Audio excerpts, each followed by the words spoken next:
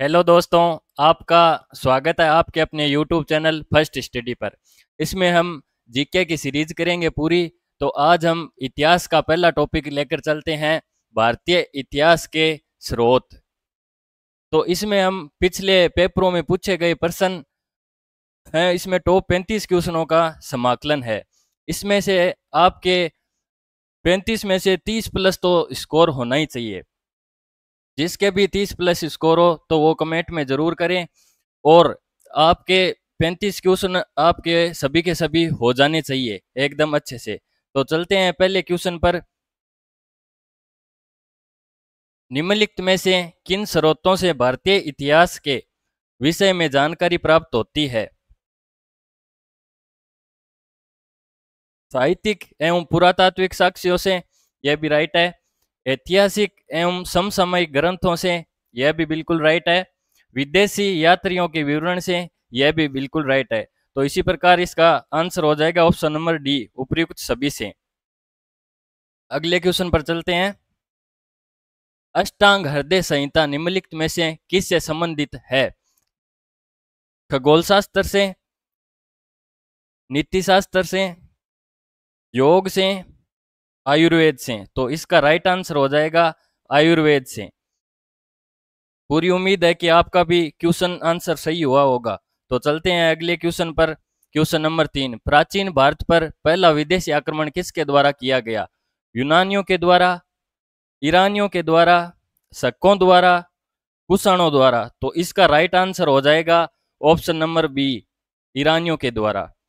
अब question number 4 पर चलते हैं। प्राचीन ऐतिहासिक ग्रंथों के संबंध में निम्न में से कौन सा सही सुमेलित नहीं है? महाभाष्य, वेदव्यास, मालविकाग्निमित्र, कालिदास, मरीचकटिकम, शूद्रक, नीतिशास्त्र, कामांदक। तो इसमें रोग आंसर है महाभाष्य वेदव्यास का नहीं है भाई, यह है महाभाष्य पंतजलि का। इसी प्रकार ध्यान में रखते हुए अगले क्वेश्चन पर चलते हैं। क्वेश्चन नंबर 5, 16 महाजनपदों की जानकारी किस बौद्ध ग्रंथ से प्राप्त होती है? अंगुत्तर निकाय से, महावस्तु से, दीपवंश से, महावंश से। तो इसका राइट आंसर हो जाएगा अंगुत्तर निकाय से। इसी प्रकार आपसे भी उम्मीद है कि आपके भी सारे क्वेश्चन राइट हो रहे होंगे। तो आप कमेंट में जरूर आंसर करना। इसी प्रकार क्वेश्चन नंबर 6 पर चलते हैं हम। क्वेश्चन नंबर 6, मौर्यकालीन इतिहास के विषय में सर्वाधिक जानकारी निम्न में से किस स्रोत से मिलती है? अभिलेखों द्वारा, बौद्ध ग्रंथों द्वारा, तत्कालीन मुद्राओं द्वारा, पुरातात्विक द्वारा। तो इसका राइट आंसर हो जाएगा अभिलेखों द्वारा। इसी प्रकार हम क्वेश्चन नंबर 7 पर चलते हैं बिना देरी के। क्वेश्चन नंबर 7 है, पश्चिमी भारत में खरोष्ठी लिपि का प्रचार किन के संपर्क के पश्चात प्रारंभ हुआ था? यूनानियों के संपर्क के बाद, ईरानियों के संपर्क के बाद, उपयुक्त दोनों के संपर्क के बाद, या उपयुक्त में से कोई नहीं? तो इसका राइट आंसर हो जाएगा ईरानियों के संपर्क के बाद। इसी प्रकार हम क्वेश्चन नंबर 8 पर चलते हैं। चीनी यात्रियों के विवरण के संबंध में कौन सा सम्मिलित नहीं है? फाहियान, चंद्रगुप्त द्वितीय के समय की राजनीति स्थिति है, यह बिल्कुल राइट है। वेनसांग हर्ष के समय की राजनीति की स्थिति है, यह भी बिल्कुल राइट है। चाउ जू कुआ चोलकालीन इतिहास, यह भी बिल्कुल राइट है। तो इसका आंसर हो जाएगा डी, इनमें से कोई नहीं। तो चलते हैं अगले क्वेश्चन पर। क्वेश्चन नंबर 9, ऋग्वेदिक पणि किस वर्ग के नागरिक थे? पुरोहित, व्यापारी, लोहार, स्वर्णकार। तो इसका राइट आंसर हो जाएगा व्यापारी। तो चलो दोस्तों चलते हैं क्वेश्चन नंबर 10 पर। क्वेश्चन नंबर 10 है, निम्नलिखित में से किसने पाटलिपुत्र को पोलिब्रोथा कहा था? मेगस्थनीज ने, स्ट्रेबो ने, प्लूटार्क ने, एरियन ने। क्वेश्चन नंबर 11, आदि काव्य की संज्ञा किसे दी जाती है? आदि काव्य की संज्ञा किसे दी जाती है? रामायण को, महाभारत को, गीता को, या भागवत पुराण को? तो इसका राइट आंसर हो जाएगा रामायण को। चलते हैं अगले क्वेश्चन पर। क्वेश्चन नंबर 12, सत्यमेव जयते शब्द किस उपनिषद से लिया गया है? मुंडकोपनिषद से, मनुस्मृति से, छांदोग्योपनिषद से, भगवत गीता से। तो इसका राइट आंसर हो जाएगा मुंडकोपनिषद से। मुंडकोपनिषद से लिया गया है। तो अब क्वेश्चन नंबर 13 पे चलते हैं। प्राचीन कालीन ऐतिहासिक जीवनियों से संबंधित नहीं है। बुद्धचरित, अश्वघोष, हरिश्चरित्र, बाणभट्ट, विक्रमादेवचरित, विल्हण, नवसायक चरित, चंद्रगुप्त। तो ये रॉन्ग आंसर है, ये चंद्रगुप्त नहीं है भाई, ये होगा पद्मगुप्त। पद्मगुप्त। इसी प्रकार हम चलते हैं क्वेश्चन नंबर 14 पर। निम्नलिखित में से किस पुस्तक के माध्यम से प्राचीन समय में लाल सागर, फारस की खाड़ी, हिंद महासागर में होने वाले रोमन व्यापार का वृत्तांत प्रस्तुत किया गया है? नेचुरल हिस्टोरिका में, क्रिश्चियन टोपोग्राफी में, तहकीक ए हिंद में, पेरिपल्स ऑफ द एरिथ्रियन सी में। तो ये राइट आंसर हो जाएगा पेरिपल्स ऑफ द एरिथ्रियन सी में। चलते हैं क्वेश्चन नंबर 15 पर। क्वेश्चन नंबर 15 है, भारत में सबसे प्राचीनतम अभिलेख किस शासक के प्राप्त हुए हैं? कालाशोक के, अज्ञातशत्रु के, चंद्रगुप्त मौर्य के, अशोक के। तो राइट आंसर हो जाएगा अशोक। आपसे बिल्कुल उम्मीद है दोस्तों कि आपके भी क्वेश्चन बिल्कुल राइट हो रहे होंगे। आप कमेंट में जरूर बताना हमें। तो क्वेश्चन नंबर 16 पर चलते हैं। प्राचीन कालीन किन ग्रंथों में 16 महाजनपदों का उल्लेख है? अंगुत्तर निकाय, भगवती सूत्र, दिव्यावदान, ए और बी दोनों। तो इसका राइट आंसर हो जाएगा ए और बी दोनों, अंगुत्तर निकाय और भगवती सूत्र में। क्वेश्चन नंबर 17, सर्वप्रथम 1837 ईस्वी में अशोक के अभिलेखों को किसके द्वारा पढ़ा गया?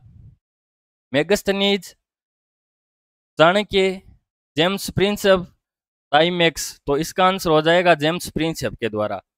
तो चलो क्वेश्चन नंबर 18 पे चलते हैं। प्राचीनतम व्याकरण अष्टध्यायी के रचनाकार हैं? गौतम, कपिल, पतंजलि, पाणिनि। तो इसका राइट आंसर पाणिनि होगा। बिल्कुल सबको पता है इसका कि पाणिनि होगा। तो क्वेश्चन नंबर 19 पर चलते हैं। सतशास्त्री संहिता उपनाम निम्नलिखित में से किस ग्रंथ का है? महाभारत का, ऋग्वेद का, रामायण का, अथर्ववेद का। तो इसका राइट आंसर हो जाएगा महाभारत का। क्वेश्चन नंबर 20, अधोलिखित अभिलेखों को उनके शासकों से संबंधित नहीं है? हाथी गुम्फा अभिलेख, खारवेल, ये राइट आंसर है। जूनागढ़ अभिलेख, रुद्रदमन, ये भी राइट है। प्रयाग स्तंभ लेख, ये चंद्रगुप्त का नहीं है भाई, ये है समुद्र गुप्त का। तो ये सभी राइट कर लेंगे दोस्त, समुद्र गुप्त का है। एहोल अभिलेख, पुलिकेशन द्वितीय का, ये भी राइट है। तो क्वेश्चन नंबर 21 पे चलते हैं। सुलभ सूत्र किस विषय से संबंधित है? ज्यामिति से, ज्योतिष से, गणित से, खगोल से। तो इसका राइट आंसर हो जाएगा ज्यामिति से। क्वेश्चन नंबर 22, सियूकी नामक यात्रा विवरण निम्नलिखित में से किससे संबंधित है? फाइयान से, अलबरूनी से, मेगस्थनीज से, ह्वेनसांग से। तो ये इसका राइट आंसर हो जाएगा डी, ह्वेनसांग से। क्वेश्चन नंबर 23, यूनानी लेखकों की रचना संबंधित नहीं है? मेगस्थनीज, पतंजलि, ये रॉन्ग आंसर है भाई। इसका हो जाएगा हिस्टोरिका, नहीं सॉरी, इसका हो जाएगा इंडिका। इंडिका।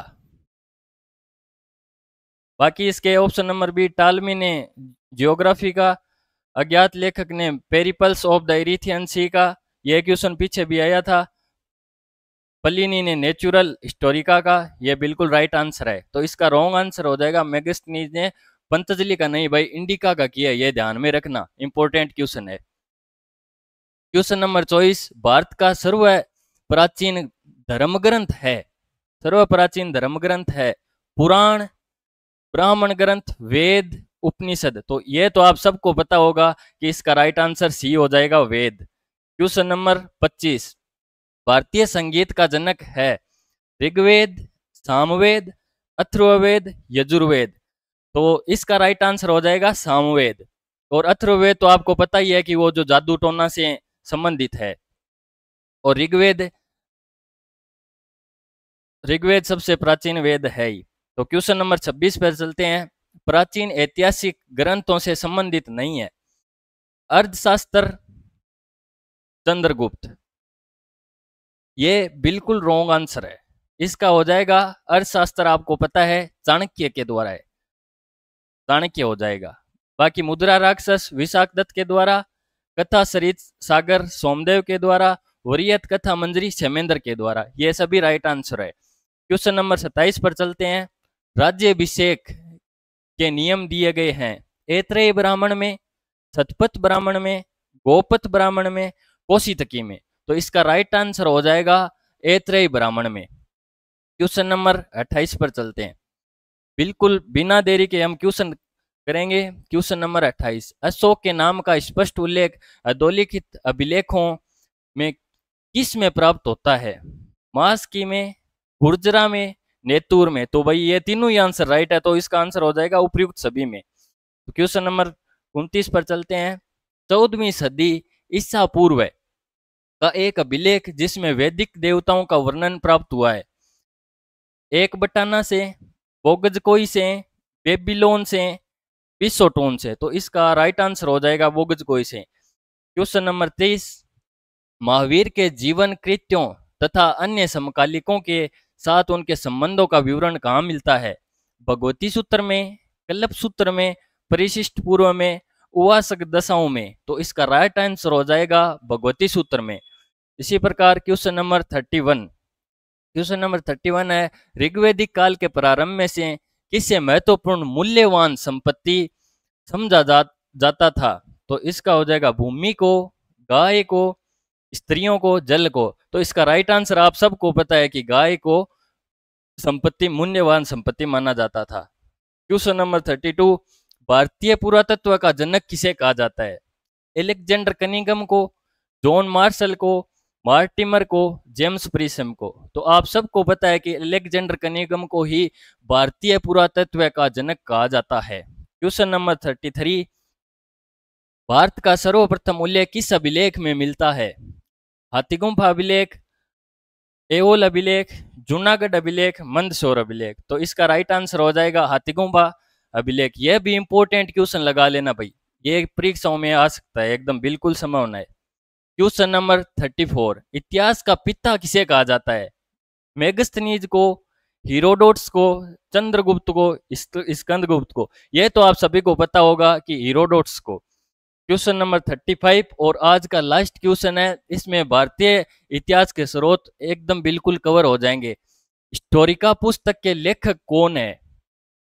चाणक्य, पाणिनि, कालिदास, हीरोडोट्स। तो इसका भी आंसर हीरोडोट्स हो जाएगा, आप सभी को पता है। और मेरी बिल्कुल उम्मीद है कि आपके 35 में से 35 होंगे, लेकिन 30 प्लस तो सभी का होना ही चाहिए। 30 प्लस अगर आपके सेफ स्कोर है तो हम इसी प्रकार टॉपिकों को कवर करते हुए चलेंगे। और लाइक, शेयर और कमेंट जरूर करना और सब्सक्राइब भी करना अगर आपको अच्छा लगा हो तो। धन्यवाद।